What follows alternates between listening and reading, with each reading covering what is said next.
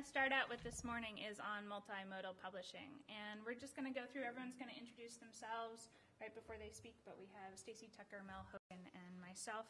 And we're really hoping that this can be a discussion like yesterday, so hopefully it will go well.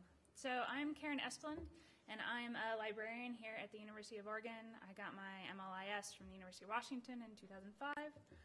And my first job was at the University of Utah, where I was there a couple of years. And I like to say I was a reformed public service librarian, where I wanted to do instruction and realized that I got way too geeked out on technology.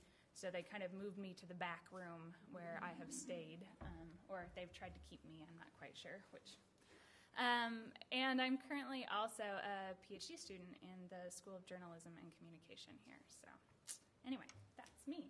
So multimodal publishing.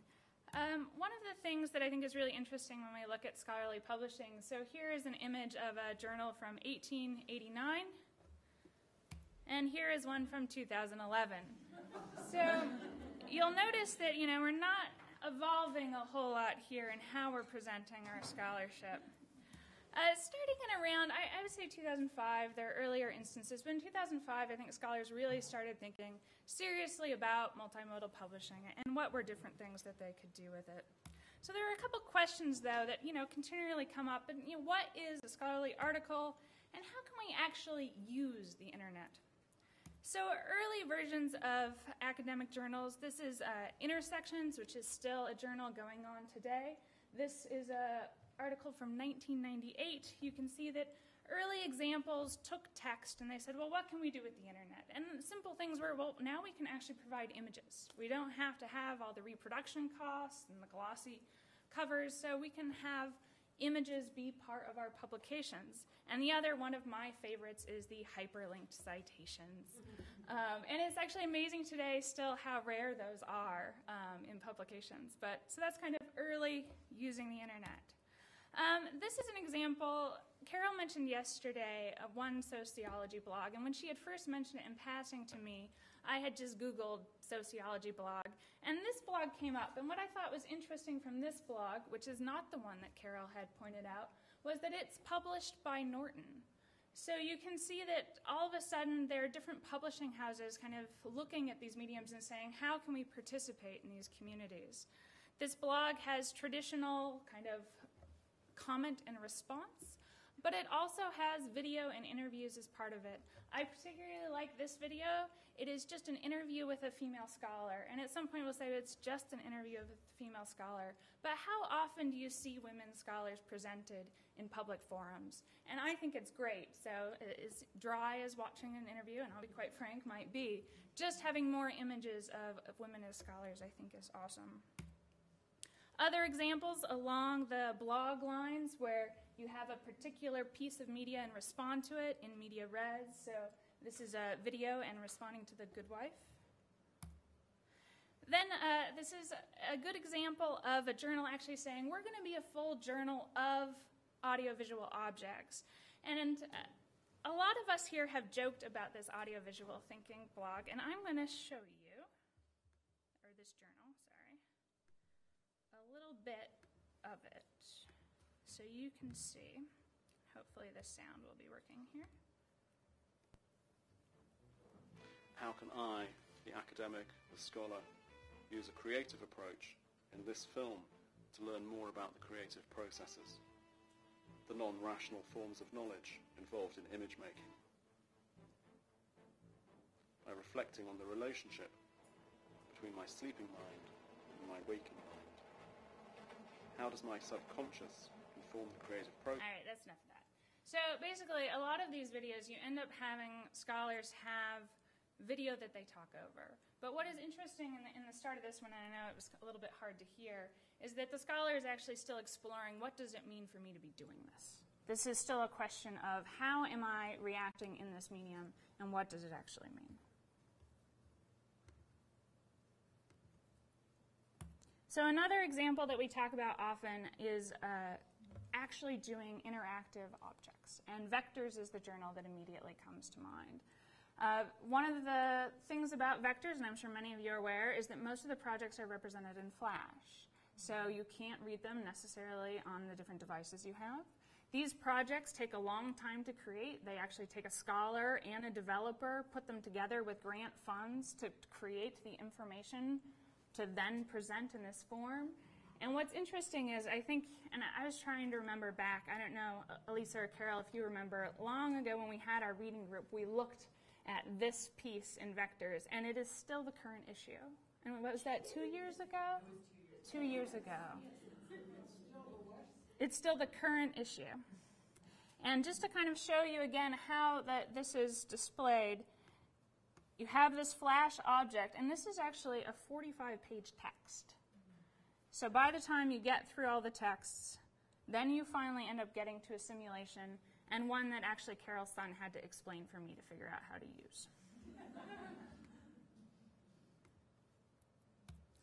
So another example of multimodal publishing are some of the larger digital humanities initiatives. So this is a project that we've done on campus here with the libraries, the infographics lab, which is our GIS lab, and the art history department. And this emeritus professor put together a print atlas, but then she also created a full website with a lot of the scholarly content presented in HTML, the images in a database, and then they're also preserved and then linked with GIS, connecting it all together. And so that people can interact and find out what a Hergixer is, and as I like to say, really explore the different mounds of dirt. But it's a great site.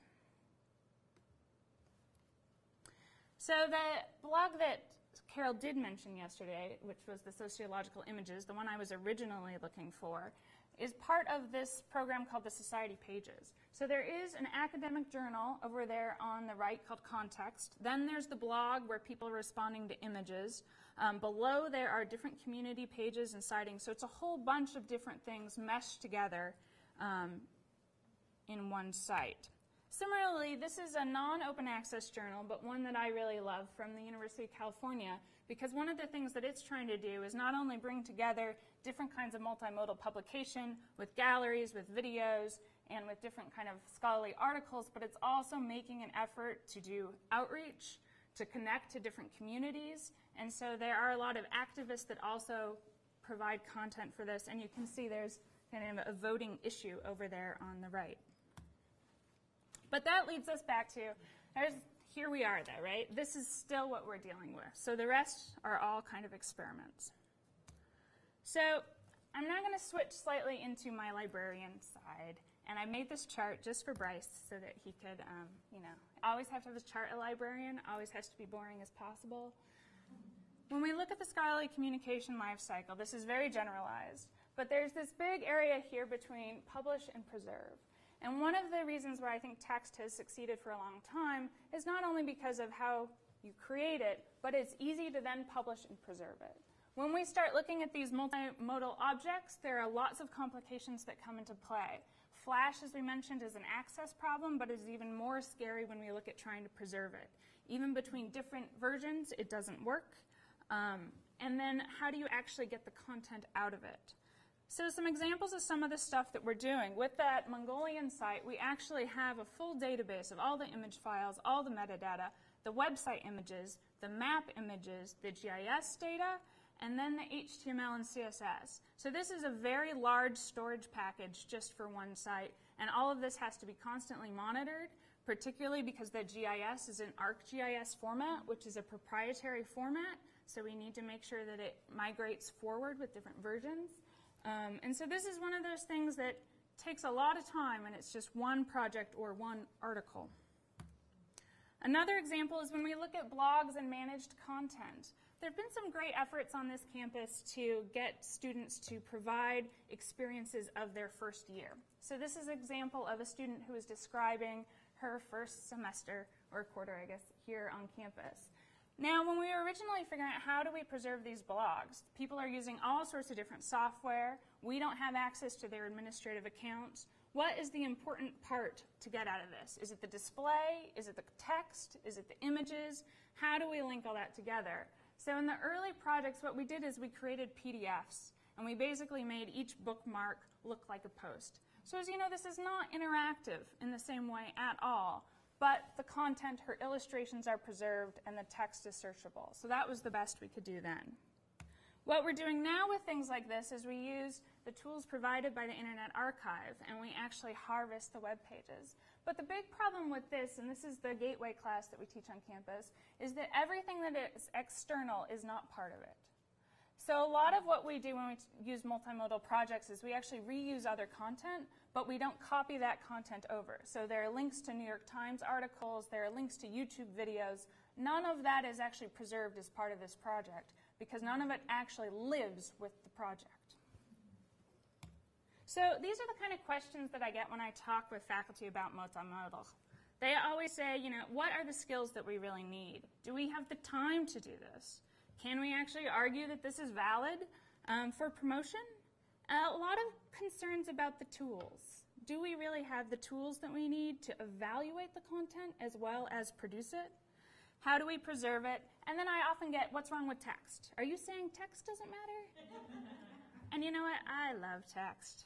Text is great, but I think one of the things we're looking at is getting away from that solid PDF. So that brings us to FemBot. So one of the things that we're trying to do here is create a new journal and a new structure for looking at scholarly content. I kind of have a, oh, that's highlighted in the Google Docs. Sorry about that. One of the big parts of this is ADA that we mentioned yesterday. And part of ADA would have this whole review process that is interactive, but it also would take different kinds of content. So you would be able to experiment beyond the journal article itself. And that's one of the things that the community needs to decide together is what those are going to be. Also a section called Dirty Laundry, which will give the opportunity for people to provide shorter pieces. They can get out faster, they can talk about controversies and issues, and also help engage other parts of the community that may not necessarily be scholarly. The reviews is the line that Google has highlighted in blue there for you. And so I think that's fairly self-explanatory. And so this is just a starting place. And one of the things that I think we're looking for, too, is feedback on where we'll go from here. Just to show you a little bit about the sites we've been looking at to inform this process, this is an image from the Planned Obsolescence, Kathleen Fitzpatrick's blog, where they have the blog type comments on the book per paragraph, and you can comment on someone's comments. What we're thinking of is similarly having something that's a little bit more fine-tuned, like a Word document, so you can comment on concepts as opposed to just full paragraphs. And then where I think it gets even more interesting is when we look at multimodal content, how do we not only have the tools to evaluate it, but where do we do it? And there's some great innovations in open source software editing. These are images from a project called Kaltura. And what they let you do is make notations and annotations inside the video software itself. And so this is the kind of thing that we could kind of harness and then repurpose those comments out, similarly to commenting on a word in a sentence. So with that, that's just a quick introduction. And I think we'll go ahead and move on to Stacy, and then we'll have questions at the end.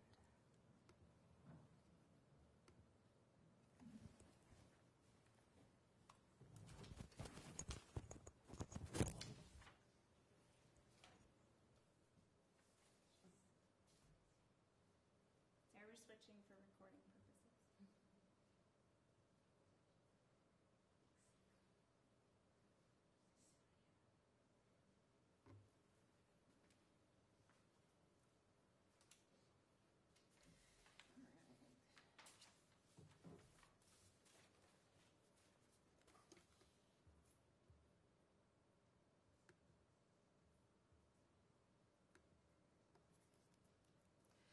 Hello. For those of you who don't know me, my name is Stacy Tucker. I'm a PhD student, also in the School of Journalism and Communication.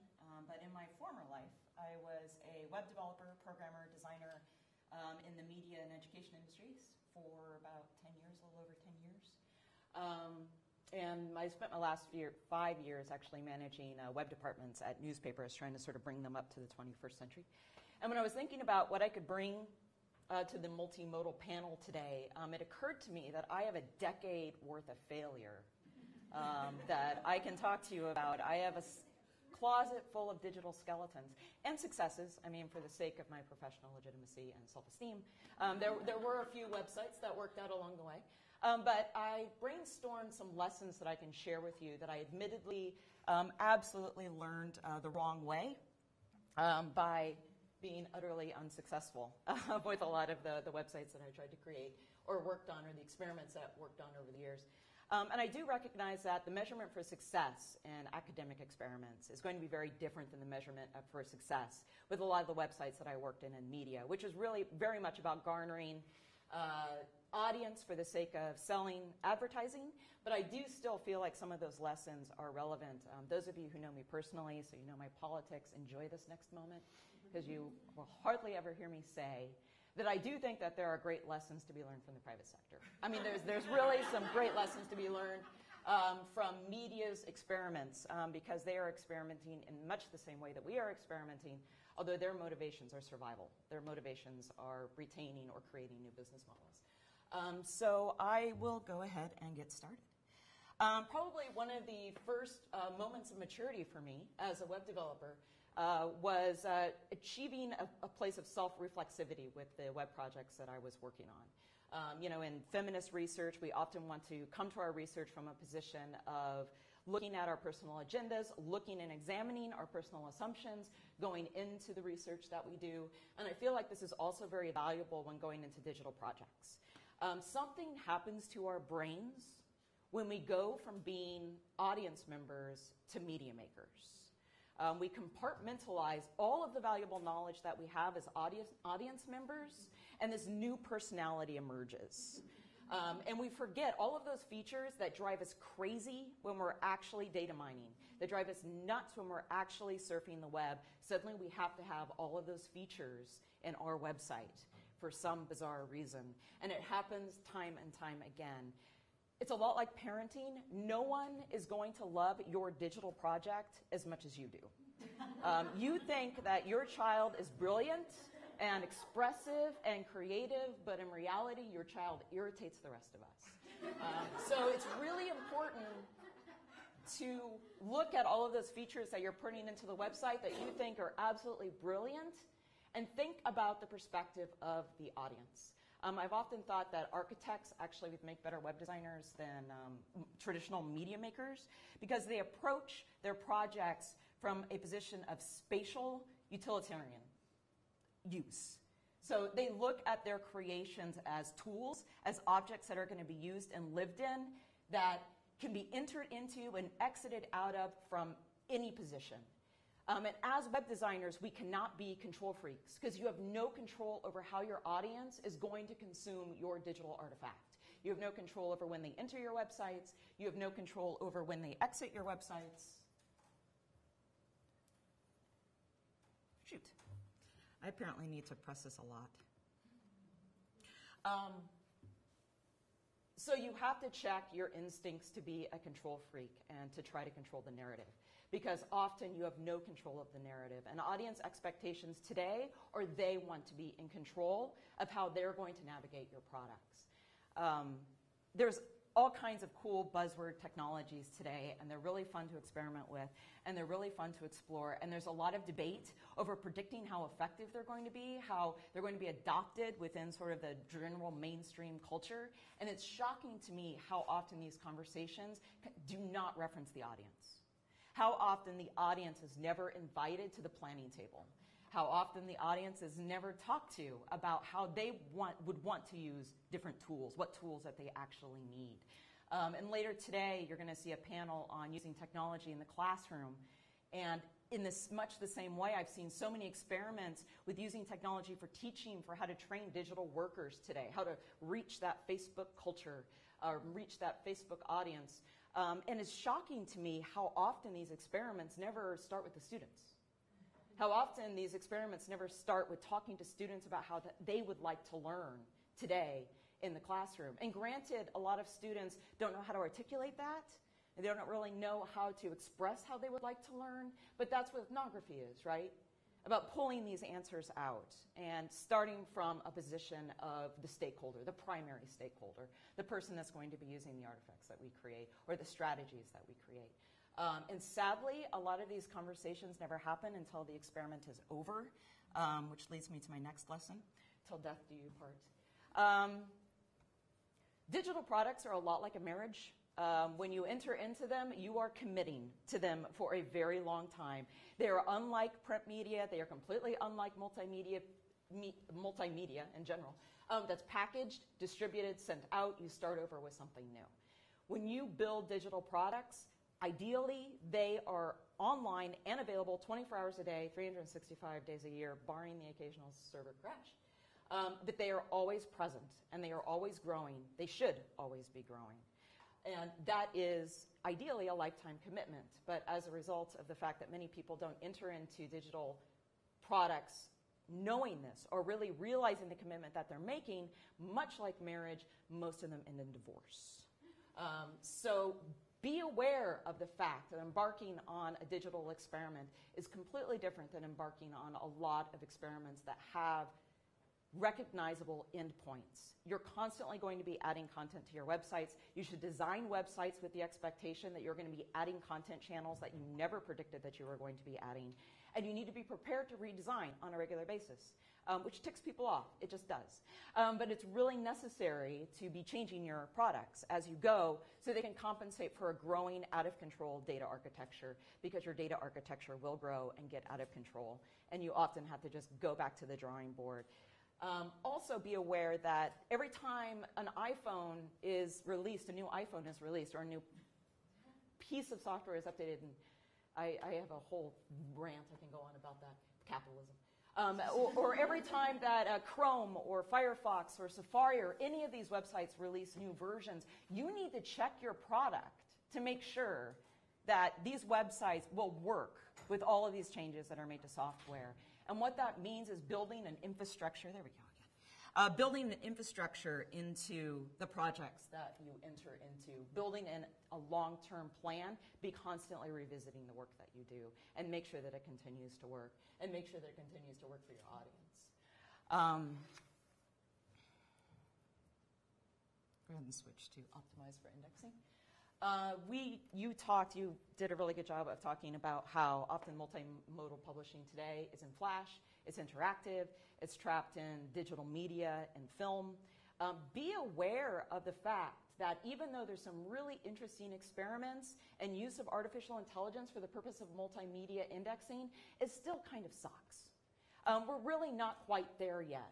Largely, all of the indexing services that we use online, such as Google, still depend heavily on plain text, still depend heavily on keywords that can be accessed.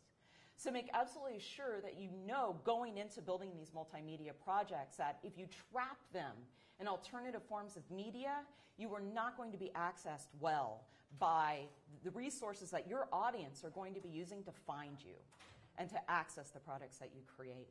We teach our journalism students that they need to write copy for their audio slideshows. They need to write copy for the video that they build and create, because that copy is absolutely critical to being found on search engines. It's extremely critical to any marketing strategies online. And this goes as well for all modes of publication. I mean, there's complexities with pushing out the smartphones. There's complexities to the different modes that we are pushing media out to, as Karen did a brilliant job of talking about. And you just need to educate yourself. And sometimes sacrifices need to be made, but absolutely educate yourself. And this is changing. I mean, the AI technology that's used to be able to index media is getting better and better. And I'm sure someday it'll be fantastic, and shortly after that it will rise up and kill us all.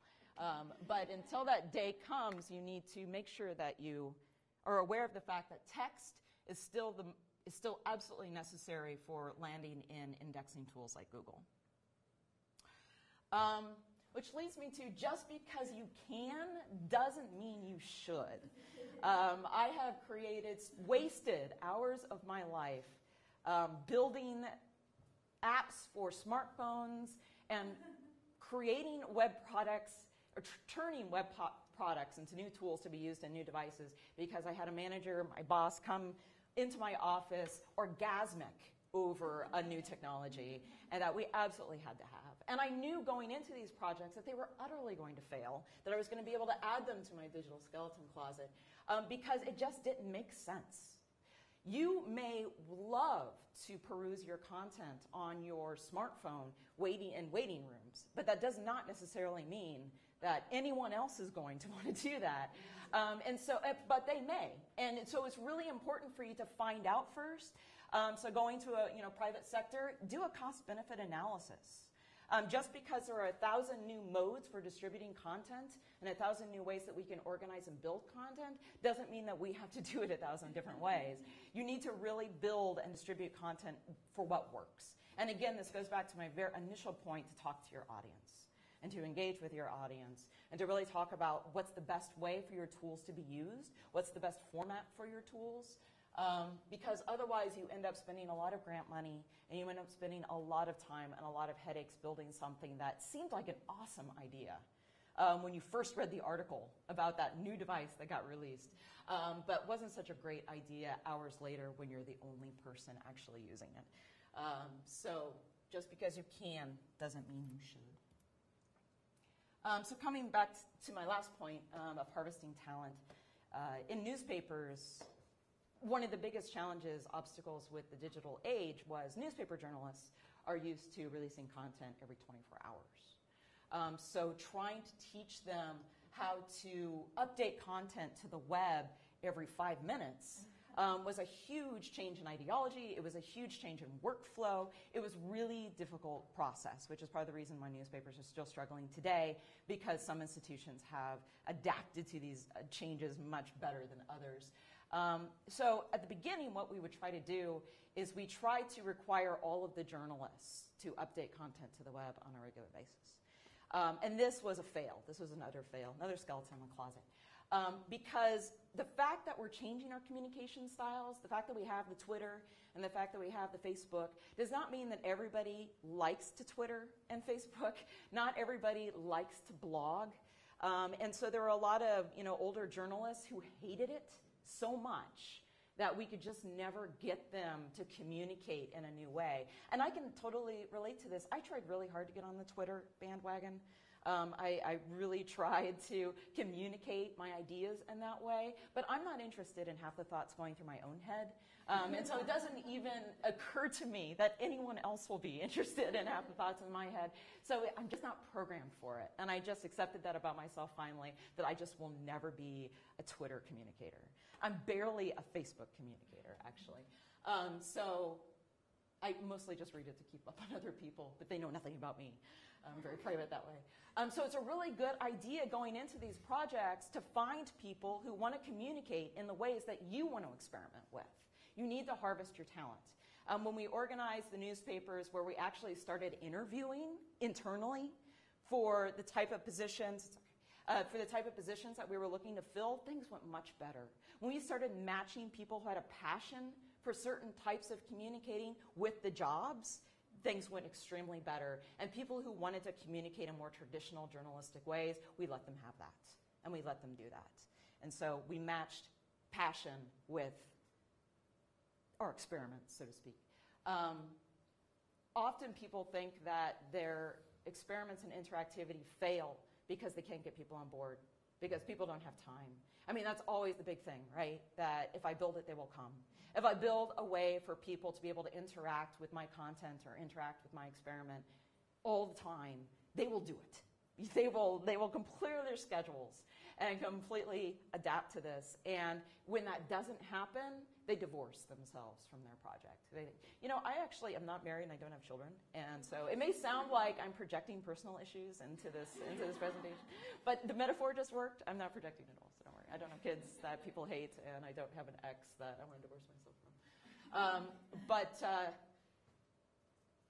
I totally lost my train. So I was talking about, they think that these interactive experiments completely fail because their expectations are unrealistic. They will work. They will so work. You just need to target the right people. You need to target the people who will clear their schedules. You need to target people who are already communicating this way. You need to work with teams of people who love to communicate this way. You know, work with grad students who tweet constantly. Work with grad students who love to blog all the time. And the grad students who don't like to do that, they may feel a little left out, but in the end, they're not going to do the work for you anyway. So, you know, don't involve them in these experiments. But make sure that you're working with people who have a passion for the kind of communication strategies that you're going to be working with. So that's it. I mean, those are my big sort of 5 lessons, and I think wow, that went faster than I thought. Okay, cool. So feel free to ask any questions afterwards, but I think I'm done, and thank you.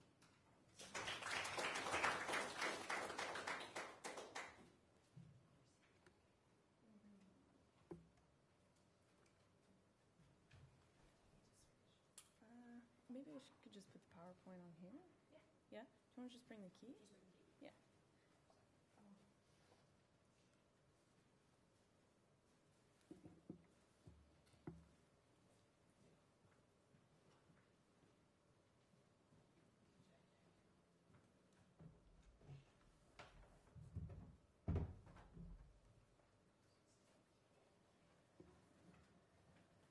There's room for 2, just because my notes are on here.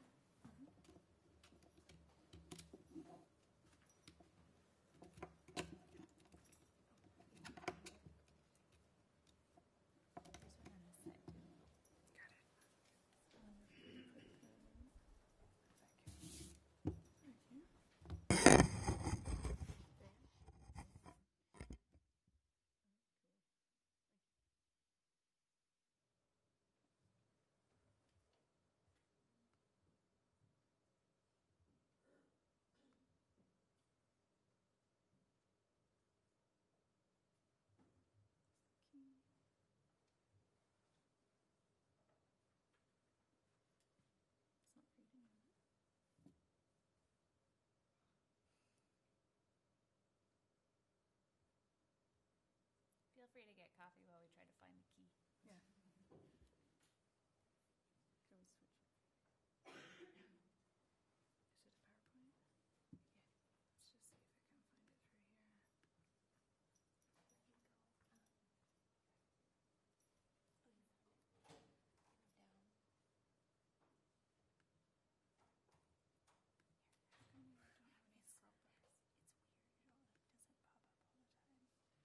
Let's just see if I can find it through here. It's called Jackie's, yes. That's right. Mel, can you move the mic up a little higher?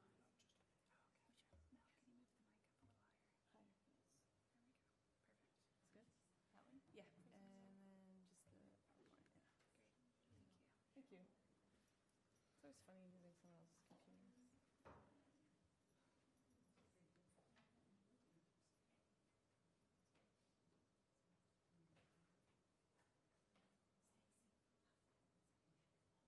Is everyone ready? I just want to say thanks to everyone, to Carol for inviting us, for inviting me to talk today. It's really nice. It's actually kind of Can you get closer to the microphone? this one here. It's actually really nice to be able to talk about a project that that you work on, and that in some ways, for me, I'm working a lot behind the scenes, and I don't often get a chance to kind of do a show and tell. And I think it's actually a perfect fit for the end of this panel, just to show an example. I mean, it's an example among many others, but I think what I tried to do in this short presentation is just to go over some of the stuff that we talked about yesterday, and then to just point out some of the things that to me have just become sort of normal, and this is how we do it. But I think that it's good to reflect on and see, well, why is it that we do it this way? What are some of the things about, and what am I talking about? To begin with is No More Potlucks, which is an online journal of arts, culture, and politics. It comes out every 2 months on the first day of the month. The next issue is out on November 1st. So that's 6 issues a year, where we've put out 17 already. The thing about No More Potlucks is that it's free. It's run on Drupal. It's also, we use a lot of free collaborative tools like Dropbox and Google Docs. We can talk about those after. It's also all volunteer-based, right? So nobody is paid for any of the work, including, doing the website, there's also a print version, and all the contributors. So it's sort of this project that keeps itself going, and it's an example of a project that seems to work for now with no money. I say with no money, we do throw a party every year to just cover basic costs. And so just a little bit of the history of NMP. Actually, I did a little talk in a class recently, and someone said, oh, I remember No More Potlucks when it was, something like I went through something else, right? So last night are people familiar with the Wayback Machine? For those who aren't, I can talk about it more maybe after, but it's basically an archive of websites. So I went in and I was like, what was NMP in 2003? And of course, some of the image links are broken, and it was all sort of HTML, like done in Dreamweaver, totally something else. But it's kind of fun to go back and look at it. And like Stacy was saying, you have to redesign your product. And in fact, I would say what it is today is probably nothing of what it was, except that we kept the URL. So people sort of keep that link. And then a little bit later, we actually, and I had totally forgotten about this until that student said, oh, I remember when you were, when it looked like this. And so after that, we switched to a content management system when they came out. This one was text pattern. It's actually, I checked this morning, it still works. And now we've switched to Drupal. And we can talk about Drupal. I know FemBot was going to use Drupal, and that they've switched to WordPress, and we can talk, I guess I'm not talking loud enough, but we can talk about that a little bit later, like the pros and cons of certain content management systems. So what I'm going to do is just, maybe I'll pass around it also comes out in print. And what we do is we use Lulu, which is a print-on-demand service. And I don't know if people are familiar with print-on-demand. Lulu is an American company. And print-on-demand is basically like, if you're a project like us and you don't have any money, you can still have a print version, because what happens is basically you upload the PDF to Lulu, which is a free service, and then people who want to buy a print version order it. So they pay for it, it gets shipped to their house. You don't have to do a traditional print run. You don't have to have any money. We can't really even afford a print copy for ourselves, like we really have no funding. What we do is order one and have it sent to the archives, the library archives in Canada. And I think some of the thinking behind that was that it's cool to have a print version, but also it sort of serves as our backup.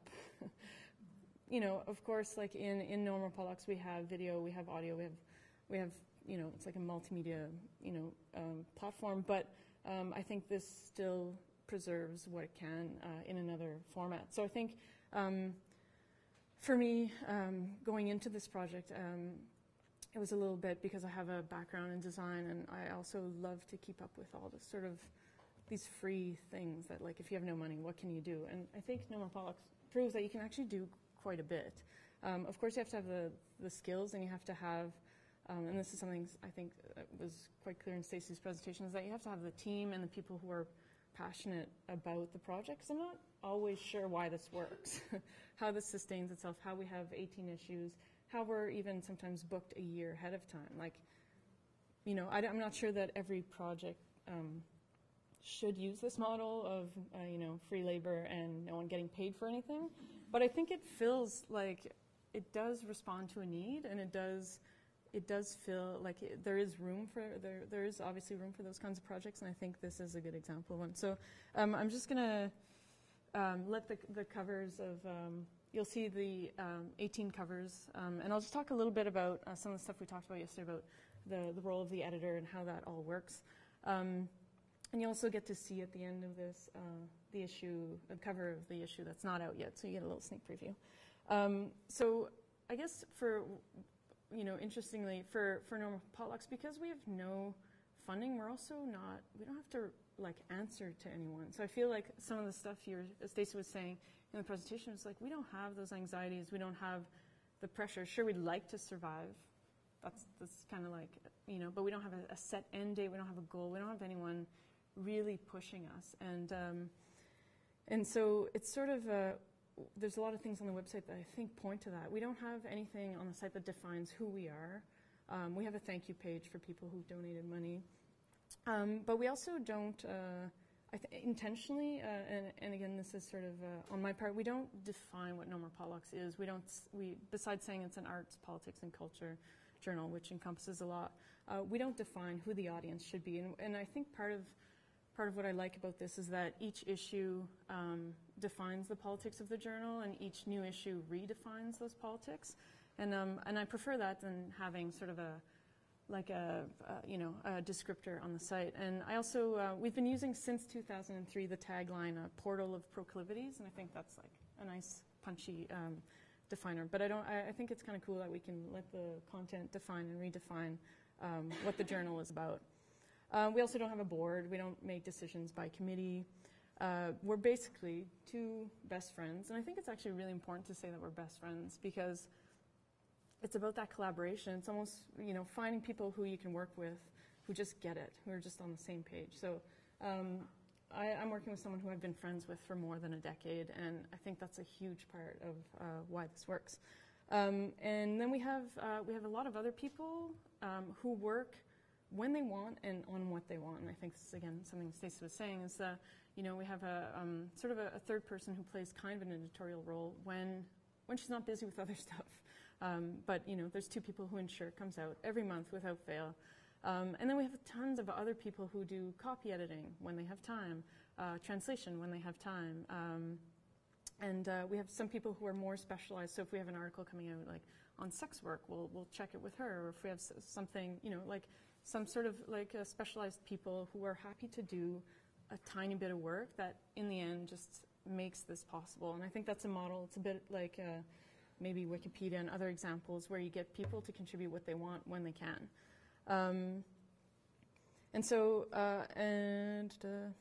So basically, in terms of the editorial voice, I would say that the two of us, we I guess are the puppet masters. we curate each issue, and it's just two people basically who make those decisions. And I think what happens then is that we're also responsible. We're quite accountable for the way the content speaks to each other, who's in an issue together, what that does to, what one piece does to another, right? So I think it's not just like fun and having control. It's also about responsibility. No, you don't have a signal. Oh, it's okay. It was just the covers. That was the end of the show part. And then, so how we work basically is we use Dropbox. I don't know if people are familiar with Dropbox. And if people have questions, I'm sure this will come up, but like how do you actually do work together without, losing files, getting disorganized? Dropbox has been amazing, and I'd be happy to open it up later to show you just how that works, right? It's basically you have folders, and you can share certain folders with certain people. So I share one folder, which is my InDesign files for the print edition with the person who helps me do the layout, and then, other stuff with other editors. And so you really organize, and then it just really, when someone works on a document, it replaces the other one. So it's just like these amazing, amazing tools. And there's more work in sort of keeping up to date and tracking these than there is in putting the journal together sometimes.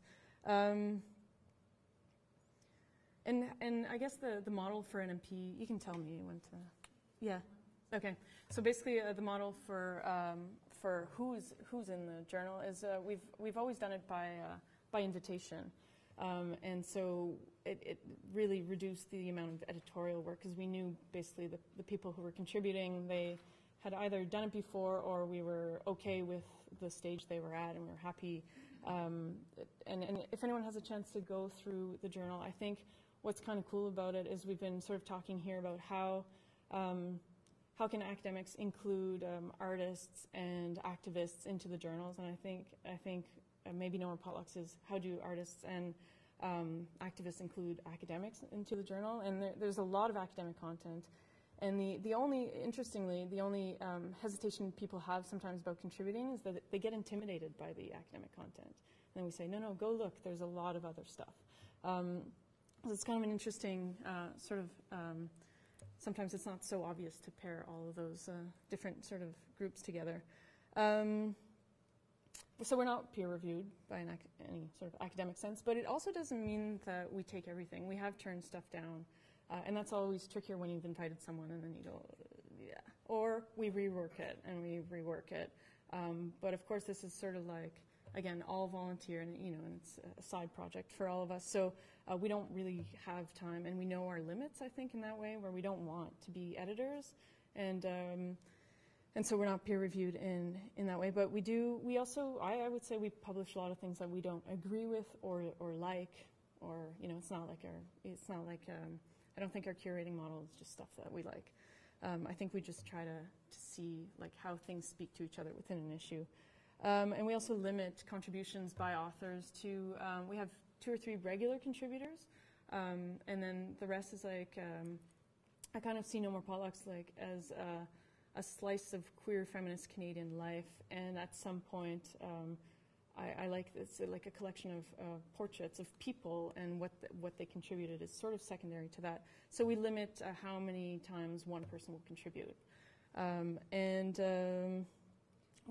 minutes? Okay. We talked about this yesterday, we also have had a guest editor every year. It's not less work at all, it's actually kind of more work, honestly.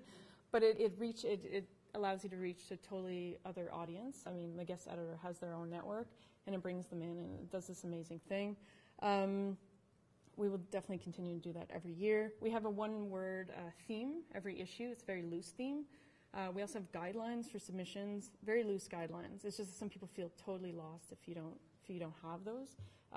But we're quite open. We have regular features, a video that is written up about by a curator or a distributor. In Canada, distributors are big for video art. We also have a photographer for each issue and an interview with the photographer. Anyway, so just certain features repeat, and then the rest is kind of open. Just quickly about the print issue that's going around. That's an average issue, so I don't know how many pages that is, but it's anywhere between 50 and 120 pages per issue. As you can imagine, it's a little bit of work, but it's so great to have. And also, we're hoping to go towards the making it available for mobile devices, which is not exactly the same thing as the PDF that you get online. We do that. People can buy the PDF also for very cheap. But there's some issues, like through Lulu right now, for example, you can only do it in English. We have quite a few French articles in our journal, so that's not ideal to be limited, to have the technology limit in those ways. That feels a bit sketchy. And there's also no integration of video and audio through Lulu for the mobile version.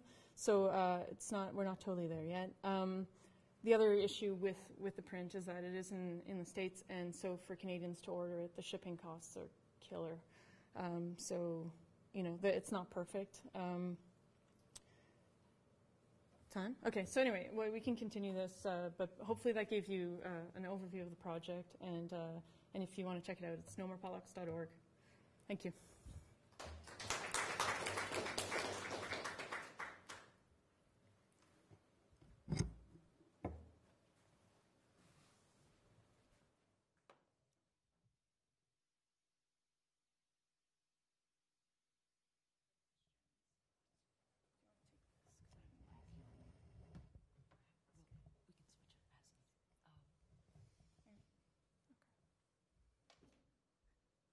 Everyone's excited about multimodal publishing.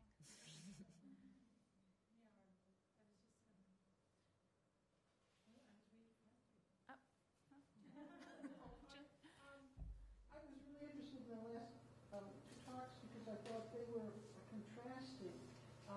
Stacy, you're talking a little more about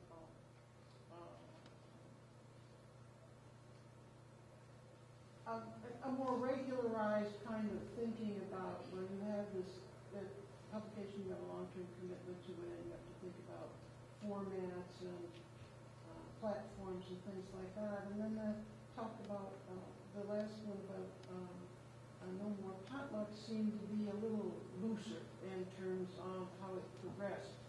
And I guess I was just thinking about what the middle ground is between those two. In other words, maybe you could talk talk about how No More Potluck deals with some of the kinds of issues that Stacy was raising about longevity and platforms and things like that? That's actually a perfect question because I'm very aware that the Drupal version we're using, which is Drupal 5, is pretty much... I'm sorry, what was that? That was supposed to be housekeeping. So the version we're running No More Potlucks off is a Drupal. It's a content management system, which is basically best way to describe. You guys would be better describing this to me, but it's basically a sort of a template you can download and then use to manage your content, so you don't have to do all the programming from scratch. But the thing with Drupal is that you have to update it quite regularly, and that requires skills that are a little bit beyond us. And so right now we're on Drupal version 5, and it's going to crash. Like, it could crash any day now because it's, 2 years in the online world is like an eternity. And so the platform we're running on its days are numbered. So in terms of longevity, we do have to raise funds, I think, to convince someone to help us rebuild Drupal 7 and to keep the online version going.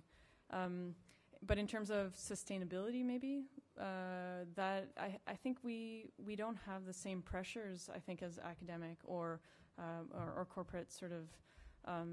We do it for as long as we want to.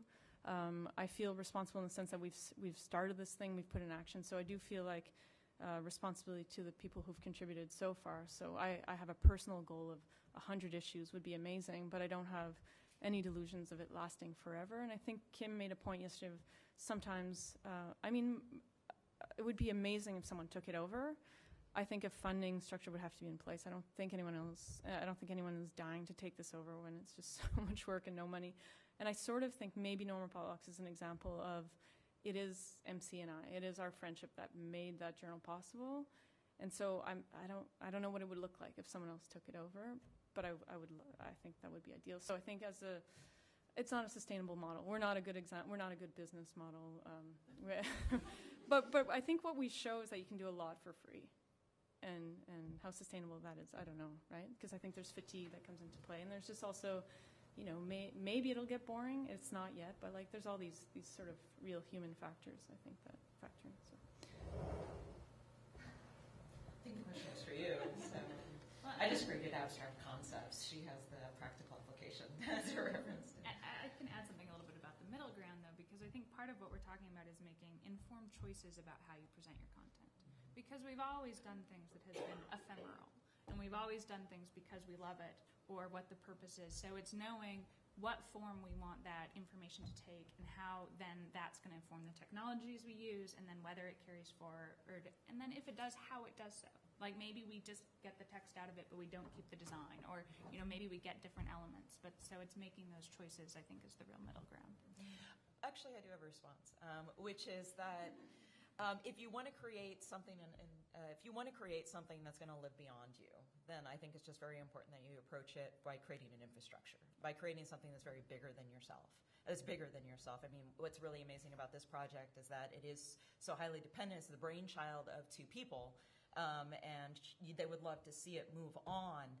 But the reality of that is that you have to from the first opportunity that you have, start building a structure for it that will live on beyond your ability to participate in the project. And that just really comes down to your goals. It comes down to what your goal of this creation and this experiment really is.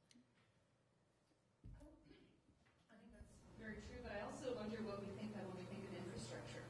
Because to be quite honest, I know that part of the genesis of NMP is also from a very successful long-term radio show, Dykes on Mics. And so that there's an interrelation between this other entity and this new experiment, so to speak. And also I wonder about the peculiarities sometimes of Montreal. Because I think that in a way, something like NMP can work in a place like Montreal because of the amount of people there, the highly active queer community, the highly active feminist queer community. So the infrastructure is also a very potent and powerful social network of people who are already committed to each other and know each other and chip in for various amounts of time on various projects because they believe in them. And that there has been also a culture of the creation of thinking that there isn't a separation between doing art-related work and activist-related work and political work and other kinds of academic work. And so that there's a different, there's a technical infrastructure, but I think that there's issues of longevity, and I also think that sometimes it's great to enter a project thinking, maybe it won't live beyond 10 years. You set a very limited goal, and let's try it for that, and if it goes beyond that, you're going to feel great. But we don't necessarily go in thinking it's going to live for 100 years, 100 issues. That would be amazing. Anyway, I just think that the infrastructure question is interesting, but I think we forget sometimes it's not just technological, but it's also about those other things that are necessary in place. And so I think NMP actually has a strong infrastructure, partly connected to its history in this other long-term adventure. Definitely. A question for Stacy. I'm just curious, in your former life, and all your skeletons, the challenges and the conflicts of bringing your politics and your feminist values into those environments, and how you did or didn't negotiate that. That's a good question. It was, one of the great things about being a web developer, I think I read this, it was a joking article years ago about the Myers-Briggs breakdown of people in IT technology, and that web developers, we were always the rebels. We didn't like rules, and we didn't need them in order to function. And so web development was fun in that way, because it is really, it's about open access. It's about contribution. It's about interactivity. It's not about gatekeeping. It's not about having control issues over your narrative. It's very open. And so I think that it takes kind of certain personalities who actually love working in that kind of environment, as opposed to feel frustrations working in that kind of environment. And I have to admit, it was really hard my last 5 years with newspapers. I used to joke with my staff that I always felt like the Darth Vader theme would play when I walked through the newsroom, because I was, I was a symbol of change. I was a symbol of the digital age pressing in on the exterior walls of the organization, and so I was very often the bad guy and had the answers that nobody wanted to hear when I was talking about how the world was changing and how to be competitive and what audience expectations really are these days. But luckily, that's what I was paid to do. Luckily, I was paid to be that rebel, and I was paid to be that voice. But obviously, it was an everyday struggle, because I entered a new life. I have a new life now. And I decided to switch gears and go into a new career. But working in traditional media, things are, there's obstacles in traditional media in a huge way. I don't know if that answered your question. Okay, yeah. There's more of a comment that I would also like to hear your responses from the spectrum of presentations, and I also want to include James' comment just now in terms of infrastructure. We're already getting a sense of this as an academic text, and literally, if you were streamed, your text was streamed to the video, I would take my iPad stylus and start a circle around specific things and copy paste and move it around. I just wanted to make that comment first, but I also wanted to say I'm just very impressed with how deep thinking the issues of infrastructure and issues of even academic publishing come across in the spectrum of presentation. And so, for instance, when we start creatively to do a publishing project, like Stacy pointed out, the temptation is to go for it. Let's try this and let's try that. And as a teacher in a pedagogical setting, I'm very interested to throw this stuff at the students in a little ensemble. There's some form of learning, but it's not a form of learning that can be codified as learning. And so I'm going to use that as metaphor. I have to lean out and tell them what they've learned and how this will be relevant to them maybe 5-10 years ago or later when they get into the workplace. Because if you have to become the Darth Vader of change at some point, you kind of have to learn to deal with that uncertainty and constant learning of new literacies. To put it mildly. But what I got from your Karen's presentation is the fact that we're at the same time as we're going through all these newnesses and these fast literacies and having to be blinded almost by newness, right? It's like, oh my God, I'm actually writing about HTML and now I have to write about Web 2.0. My book will be redundant, right? So that issue, but at the same time, the concerns still are archiving, almost. The academic legitimacy does not exist if you cannot make that, archiving. You can't, recover what was done. So there's this interesting tension between ephemerality, as you're calling it, and between capturing it and saying this is valid, it's legitimate scholarship. And of course, then you add the quick way in which all other historicity is disappeared by the defense. So I would want to see if you have comments. Well, just kind of following on that, one of the things that I've really been hunting for are good examples of multimodal publishing. And what I keep running into again and again are examples of multimodal teaching and people trying to use multimodal techniques in the classroom, particularly writing courses and things like that in the academy. And so I think that in some ways we're using that teaching environment to help create the legitimacy, help to work out some of those archiving problems so that then it can transfer to the research area. So I think that's one thing that we're kind of doing to push forward on that.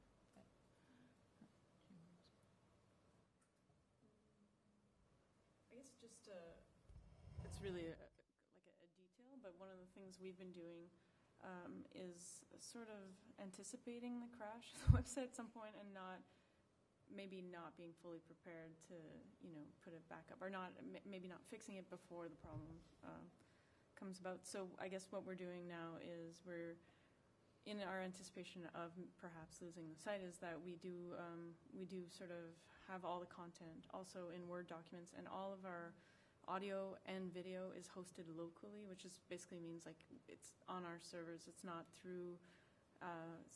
It's sort of like we just have kept copies of everything. We don't, and also in terms of we don't have many.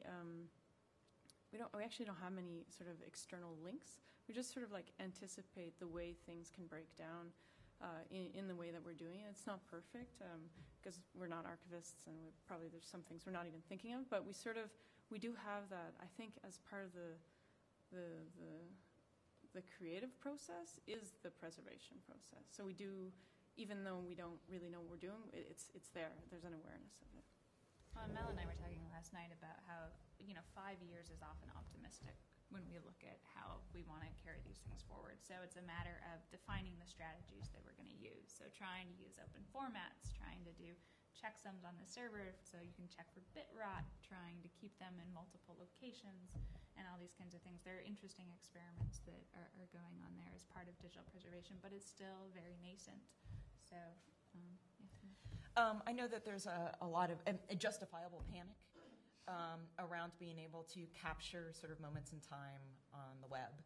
And much of that is, as I said, justifiable and needs to be considered and needs to be experimented with to figure out sort of solutions to these problems.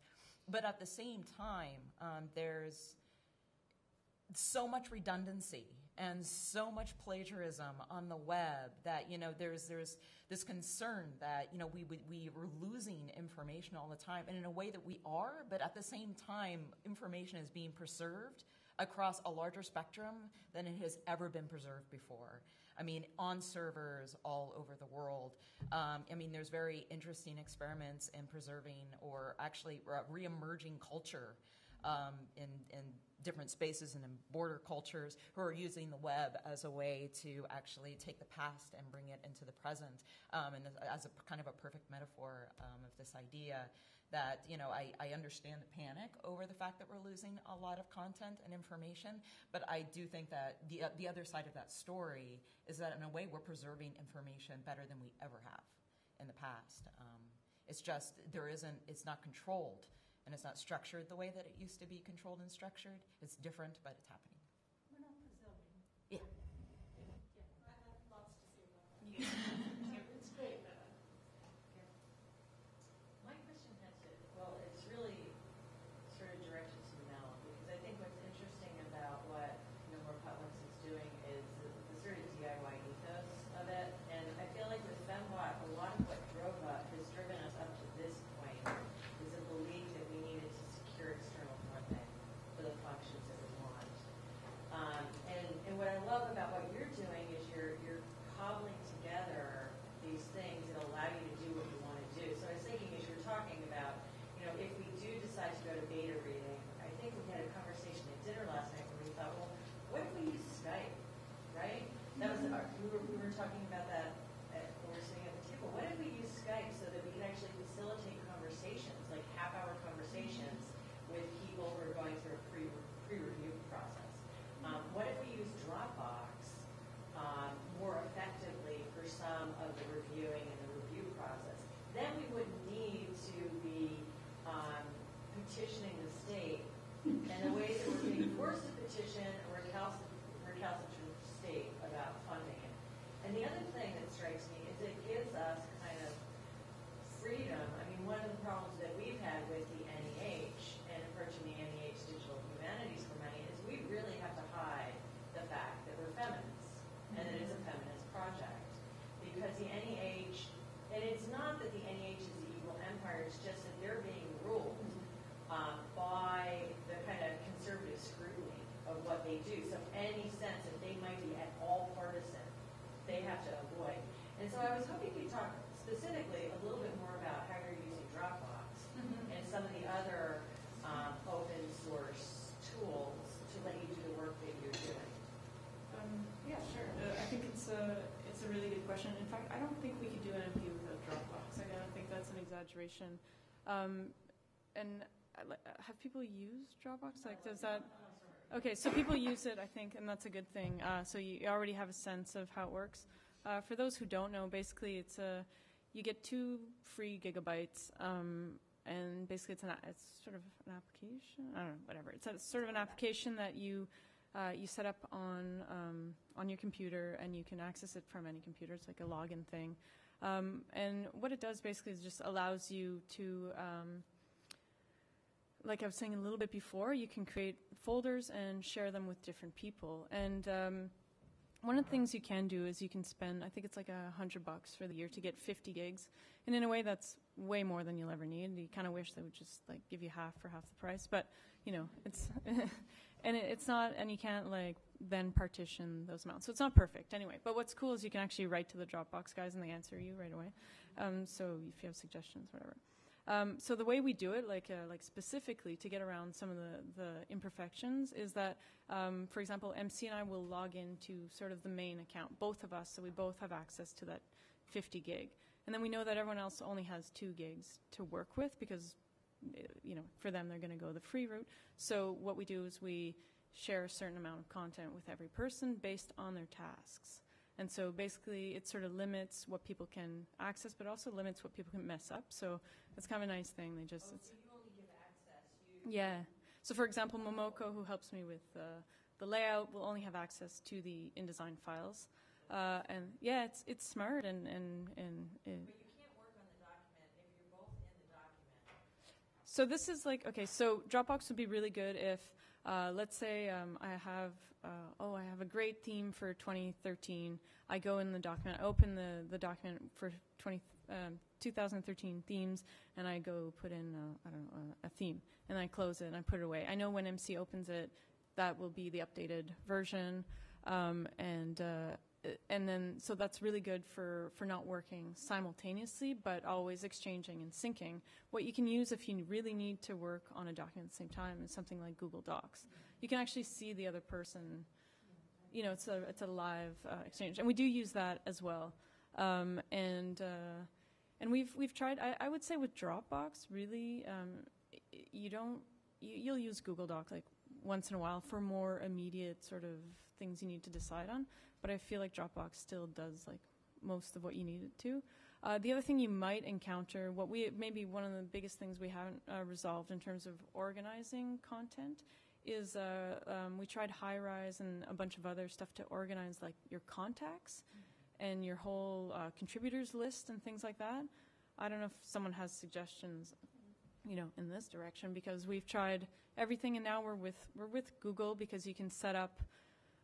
This is maybe more than people want to know, but you can basically set up like your No More Potlucks email through Google. So what people see is still the, you know, mail@nomorepotlucks.org, but it feeds through Google, which gives you a lot of space, and it allows you to have, you know, to access your contacts in a lot of ways. I'm sure you guys have better ideas, but in terms of using, like, what is free and what is hassle-free also, I would say, I don't know if that answers your question in terms of, like, more specifics. Like, for each issue, we'll have a folder, and then within those folders, we always have a contributor folder, and then within those, we have draft final images folders.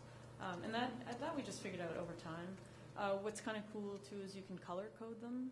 So you can say red is like, oh, this person's really late. Yellow is like, almost done. Green, good to go online. So you have these other ways of talking to each other without having to write it out. So there's ways you can sort of code it with your group in ways that make sense, too. So that's basically how sometimes we don't even talk. It sounds crazy, but like sometimes it's just, we're so busy and we do this, and then I know that MC's taking care of all the content, and I just like bring it in, and then she formats it, and like we just don't need to talk. And this is, of course, after 2 years, you just know whose role it is to do what. And but on the other hand, I think like that's not so. It's not because it's MC and I. It's not. You don't need 10 years of friendship to do this. Like I think you just need to do it and mess up. And I think we have definitely messed up, and then you figure it out, and then it becomes quite smooth. And I would say, if you don't need funding and you can go this way, I think if you have people who are really into the project, which is obvious that there are. So if you don't need the funding, then yeah, you get, like, I feel so free doing an MP. There's nothing I would hesitate to put in there, or to, it's just like we have no one to answer to except for how the content speaks to other people, like in the issue. And we obviously can't like anticipate how everyone's going to read everything, but I think there is a freedom, and I think I realize it more than ever, like being here and just seeing like sort of the privileged position that an MP is sort of, taken on, and I don't know. But yeah, and when you guys start working on FemBot, or I guess when we start working on FemBot, I love that stuff, like that organizing stuff to work well. So I'm happy to like keep looking into it and just keep on top of that. So yeah, totally, endlessly, yeah, for sure. So. You made an important point, which I think maybe as a group we should follow up on, which is to declare yourself a feminist is already placing yourself outside of a large section of society. And I think that we all know that. And I think that this is very comfortable for me to be at a conference that calls itself feminist. But I know that for that reason it's not comfortable for a lot of other people. And so, in a way, we already decided to live our lives as outsiders in that perspective. And that's a very important decision, which I respect, and I feel a kinship with people who make that decision. And then I think, I don't think it's hard to find allies. In other words, I think if you're going through academia and you learn how to use certain code words that say I'm a feminist, and all the feminists will gather around you and support you. But I do think that it's interesting to say that, because then I think there are a number of questions I have around it. My particular question that I want to ask right now is the issue of interactivity. I'm very concerned with a lot of women bloggers who've had just scurrilous experiences, just the worst possible experiences. And my response is not to want to have any public interactivity, because I think if there's any kind of interactivity, you just have to be able to close the interactivity down at a moment's notice, which sort of disturbs people if they're used to interacting with your site. And so I'm interested in this issue of the combination of being a feminist and whether or not you want interactivity. I don't, because I can't tolerate the thought that somebody's going to come back with the most scurrilous of statements. And I just don't know how other people feel about that. For me, it's just, I'd rather call myself a feminist, write as a feminist, and not take that coming back. I think Bitch Magazine does a really good job of managing their blog, and they do it mainly by posting a list of the rules, right? These are the rules of the game. If you don't want to play by the rules of the game, your post isn't, I mean, by moderating the post, right? If you're not going to play by the rules of the game, then your post isn't going to appear. And so I think that makes perfect sense. The rules are transparent. If people want to participate, if people want to interact, they play by the rules. If they don't, then they don't appear. I think there's a big difference between encouraging critical dialogue, because I want to be able to go to websites where I completely disagree and be able to speak my mind and, flaming people online. And I think that that's where whatever the moderating codes are and when comments are taken off, and you see that, right? I do want to respond in a different direction. I agree that we can kind of put contributory guidelines and control interactivity. And I think first, like Stacy was suggesting, we go in there trying out all new things, and interactivity is still a buzzword. So we think, oh my God, I don't think we think that, but there's this discourse out there that anything to do with new media or Web 2.0 has to be interactive. And if it's not interactive, it's not a good thing. And that somehow gets conflated with the feminist philosophy of inviting people in, of dialogue. They're not the same thing. Interaction, so-called, on the web, and feminists wanting to expand the dialogue, that's not the same thing. And so I do like what you suggested about what Bridge is doing in terms of, kind of putting guidelines out there, and then we can have this.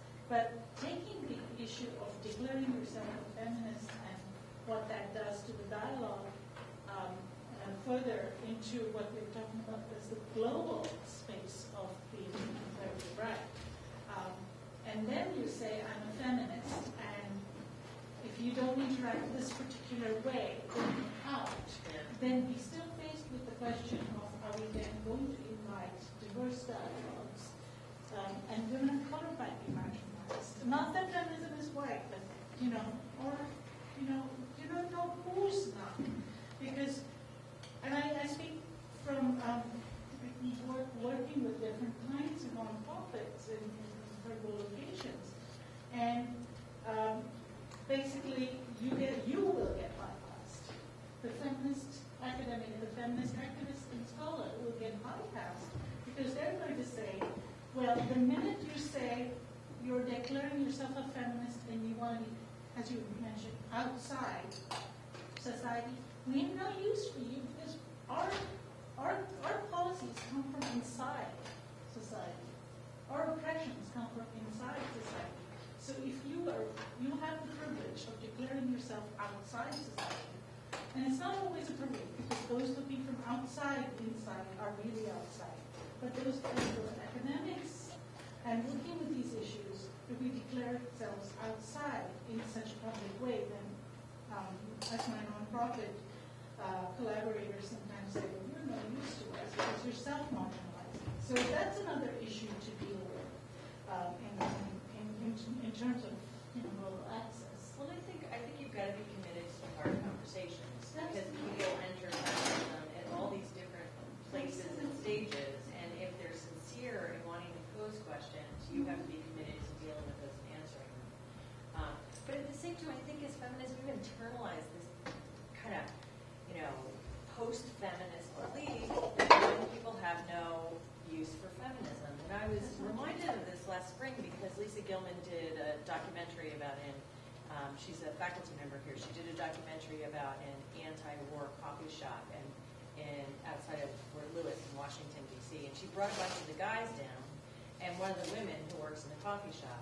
And so here's this young 21-year-old working class woman who grew up on a military base. She's standing here with these big, like, ex-Marines who are now peace activists. And she called herself a feminist, and no one blinked, right? She said that what she was doing was feminist work in a coffee shop because the dudes hadn't realized that women weren't showing up because they perceived them as perpetrators of sexual assault, of militarized sexual assault. So I think that we have to keep reminding ourselves that, there are a lot of people who might not have declared themselves as outsiders, who are moving and gravitating toward feminism. There has to be this space where, they feel like they can come. And who knows, maybe there's a special issue where we ask those activists to talk about that kind of work that they're doing in the belly of the beast, right? In a coffee shop across from a military installation. So.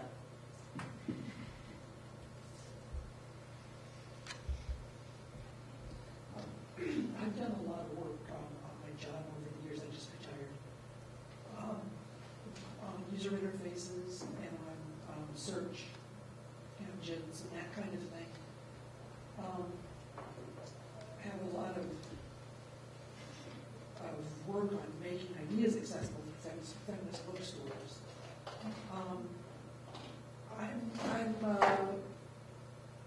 worried about two things. One is just there's nothing left in our local community.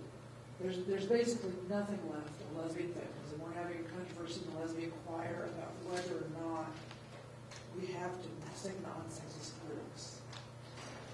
So to me, that's like the end of it all. The feminist bookstore closed. It became non-feminist in the mid-2000 season. Is now, and then closed in about 2008. And as I look online, I'm very frustrated. I guess I'm looking for feedback about how much this is my being an old-fashioned linear thinker, and how much this is about the fact that we haven't really figured out how to make information accessible online yet. But like I said, I put a lot of work into doing user interfaces and into doing search. And really, I don't think it's not working for me anyway. I spend no time. I've never spent any significant amount of time surfing the web, even as I worked on supporting web platforms and connecting up all the local governments to the internet, because it's just chaos. Almost no website, even the most professional ones, has anything like a table of contents. So that there's no way. I frequently give websites feedback. Well, I spent half an hour looking for this. If it's there, could you please tell me where? So there's nothing like a table of contents, and the search engine stuff. Google is better than the local site searches usually, but it's still very questionable. And of course, you're talking about the additional problem of the interactive video, that kind of thing. I wonder. This question's not well formed, but I wonder if you have some ideas about, is there something locally that I'm not aware of that's happening online that's really exciting, especially in the sort of local, even if it's just academic? And then the other part of it is there any movement in people that are working on stuff as you all are or have been to try to provide better table of contents index and search? Maybe I'll answer the second one, and Stacy can follow a little bit on some of the research stuff too. But when the internet was new, librarians thought we could table of contents the whole thing. There was all of this effort to try to categorize things, to try and provide guides, and even in the last Yahoo. When I was in grad school for my librarians index to the internet. It's probably still there. You can Google it to find it, and it has, recommended websites for different topics. But one of the things that I think has been most disappointing anytime these portals are created or these aggregated places is that people still don't come to them very often unless they're already doing something else, or unless it's providing content itself. So in most aggregate themed websites, you'll still find 90% of the users are coming from search engines. So one of the big cost-benefit questions that always comes up is, how much time should we put into trying to do those guides, or how much effort should we do trying to make the actual data on our content sites better indexable, better searchable, so that when people are using Google, they can bring this stuff up. So it's a little bit about what's going on with the search. And I'm not aware, there are efforts to, archive different parts of, feminist content, but I don't know of any kind of large portals. Well, I was thinking more of just a table of contents for your site. Mm-hmm. A lot of people will they'll have a menu across the top, across the bottom, down the side, and if you push on every one of those buttons, as I've occasionally done, you still only get half the site. Yeah. Some sites really have robust search functions, Yeah. and that's where I find, like, if I go to the University of Oregon, which I can never find anything on that site, but if I search, I don't know what they did with the upgrade, but the search function on the UO website has gotten much better in the last 2 years. Yeah, well, a few things. One, and this actually it ties a little bit into the last conversation. Google operates, it functions on a popularity contest model. So Google's answer to producing results that are considered relevant is that it not only, is going through the web using, bots to index keyword information and, tie that down, but its algorithms, its model is based on also recording, it's called link popularity. So it's how many other websites on the web are linking to your site. And the idea is... Yes. Yeah. So of course, the idea is that the more people sort of linking to the site, then obviously you're useful.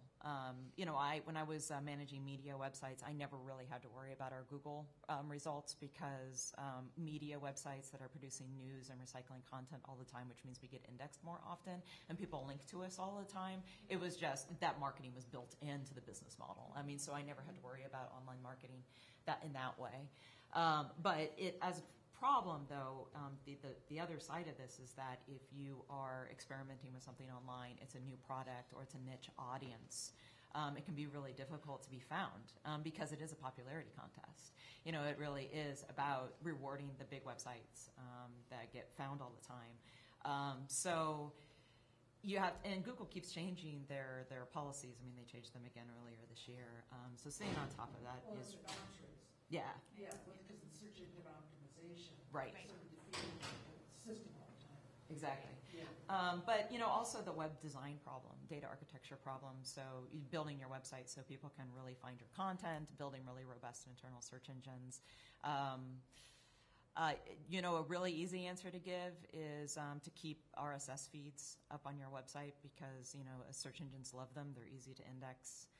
So it's easier to find content that way through search engines if you're, constantly keeping tagged libraries of your information that's sort of available and behind the scenes. Like there's still not, there's instructions on how to make your site searchable, but I don't see, and maybe I'm just not aware of the literature, but here's what the librarians think you ought to do in terms of your user interface or your table of contents. There isn't even anything called a table of contents. There's a menu. Yeah, usually it's menus. And when I used to do web design, we used to say you had to have a search box and you had to have an A to Z list and your design was wrong. We used to say that if that's what your content required, if it required people to go to that extra effort, then you really need to rethink your design and rethink those menus and figure out how people are accessing that content. And the problem is that, I was talking in my presentation about this thing that happens to our brains when we become web designers, and we forget how we like to navigate the web, and you see it all over the web. You see really, really poorly designed websites where they completely lost track of their audience. Yes, that's right. Yeah, well, it's true. But, and also websites have a tendency to become really unwieldy. And that's till the death do you part thing, that they grow and they expand and they mutate, and you just don't have the time and the resources to keep redesigning and rebuilding the architecture. So it continues to really be a usable tool. Also, a really common phenomenon online. So. And I also want to... No local sites to recommend. No, I think that the LGBTQ site here on campus recently did a redesign. I know that they're trying to at least create centralized information. And I just found it actually recently. But yeah, for event information. Yeah. But yeah. I think it's also symptomatic of a larger kind of lot of different kind of social organizations, clubs, associations, and things that are disappearing from the local communities. Yeah. And so I think it's symptomatic of that. And back to kind of the feminist. So you're saying in general, not just feminists or Not just lesbians, feminists, but right. lots of local organizations are disappearing. Yes. Not just businesses. Right. Right. Yeah. Oh, I didn't know that. And then one of the things I think from my perspective too, and we talked a little bit about the feminist bookstore, the feminist identity. You probably never find me walking into a feminist bookstore. I don't really know why, but it wouldn't necessarily occur to me. Maybe it's because I grew up in southern Utah and we just didn't have them. But that whole idea of what resources are there for me, I don't know. And there's that whole conception of actually, I think, navigating where you are and where the information that you need, that connection was never made for me in the idea of a feminist bookstore. Whereas the larger... Well, there aren't any anymore. I mean, there's like 5 Yeah. in the country. So, yeah, I don't know. Any other thoughts? Thanks. You need to say Toledo's 105. Pardon? You need to say Toledo's actually 105. That was approximate, but it's less than 10. Yeah. Yeah. That's my shot. You work at a bookstore? No, we have At a bookstore, yeah, right. Well, and